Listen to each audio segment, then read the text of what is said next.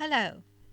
A few days ago, I opened my Bible at random and I came to 1 Samuel 25 and I read verses 2 to 35. This is the story of Abigail. Abigail was the wife of a man who behaved very offensively towards David. And David was coming to punish him when Abigail came and made peace between them. So the passage that is the text for this sermon is from verse 28 in this passage. The Lord will certainly make my Lord a sure house, because my Lord fighteth the battles of the Lord, and evil hath not been found in thee all thy days. Well, now it sounds a bit confusing with that the Lord and my Lord stuff, so I thought I'd rephrase it a little like this. The Lord will certainly make thee a sure house, because thou fightest the battles of the Lord, and evil hath not been found in thee all thy days. So Abigail says that God will make David into a sure house, meaning a strong, stable refuge, a safe place. We would all like to know in the ups and downs of life that there is a safe, secure place waiting for us. When things are hard, we think we can go home, we can shut the door on the problems of the world. We can sigh with relief and say, at last, now I can relax. Abigail is not saying that David will live in a safe house. She is saying that he will be a safe house, a refuge for all the people. He makes her feel secure. When she sees him, she feels a bit like in the old-fashioned westerns where the cavalry arrive. Now we know our problems are over. It could also, the phrase a safe house could also mean that David will establish a dynasty, a line of kings. But even in that case, the same feeling of security is conveyed by this interpretation. But why will God make David a sure house, according to Abigail?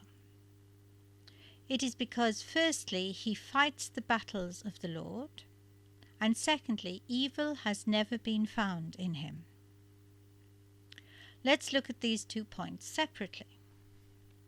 David was a man who literally fought battles, but to fight the battles of the Lord, I think, has different meanings.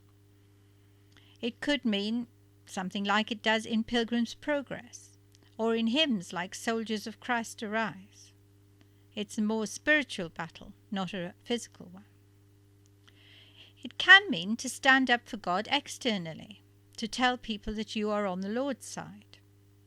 Some people feel that they should take a stand when they see other people engaged in non-Christian behavior, such as drunkenness, cruelty, profanity, materialism. By drawing someone's attention to what is wrong in his or her behavior, perhaps you can bring the person back to God. It's probably only possible if you yourself are a positive role model, an example of Christian living.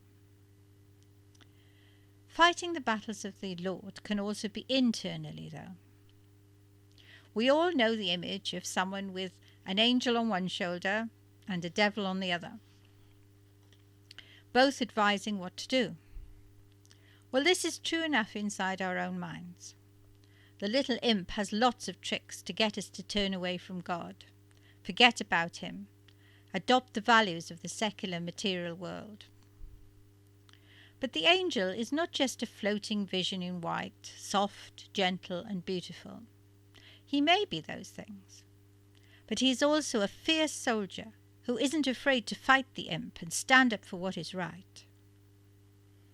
If we ally our consciousness with the angel, we are fighting the battles of the Lord dozens of times every day. Each time we have to decide what to do in ordinary life. I believe that David was doing that as well as external fighting. That is why Abigail respected him so much. But she also says that evil has never been found in him. Surely this seems like an exaggeration. David, like us, was an ordinary human being, subject to temptation and sin. But if we write the word evil with a capital E, perhaps we can see what Abigail means. If we're always fighting the battles of the Lord within, defeating that little imp sitting on our shoulder, time and time again, then evil with a capital E can never get a firm hold on us. Especially if those who are truly Christian from childhood and who really understand how to align themselves with the angel within, it may be said evil has never been found in them. Of course, those of us who have known evil and have then come to Christ can be fighting that daily battle now. We can ensure that evil, with a capital E, will never again be found in us. And it is Jesus who helps us in our struggle. Alone and unaided, we could never do it. And that brings me to my final point. Abigail sees David as a sure house because he fights the battles of the Lord, and evil has never been found in him.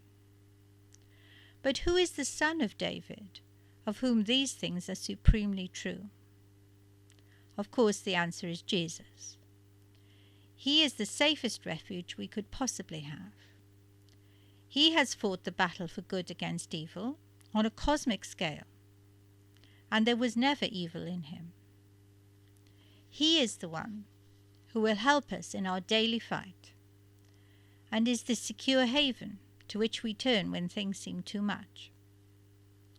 At the end of our lives, he will be the home we are going to, the place where we find total peace at last.